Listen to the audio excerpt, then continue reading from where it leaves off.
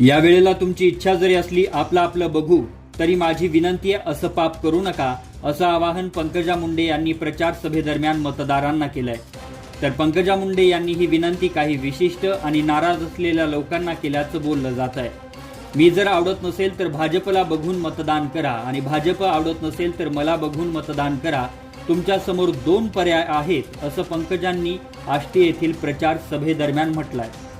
तुम्हाला इच्छा जरी असेल यावेळी आपलं आपलं बघू, मी तुम्हाला विनंती करते हे पाप करू नका प्लीज। तुम्हाला इच्छा जरी असेल यावेळी आपलं आपलं बघू, मी तुम्हाला विनंती करते हे पाप करू नका प्लीज। का? कारण ही संधी परत येणार नाही। प्रधानमंत्री नरेंद्र मोदीच होणार आहेत आणि मी जर म्हणलं मोदीजी तर ते वळून बघणार, बोलो पंकजा क्या है, असं संधी येणार आहे का हो ह्या जिल्ह्याला? परत येणार आहे का? नाही आवडत असेल तुम्हाला पंकजा मुंडे तर भाजपकडे बघून मत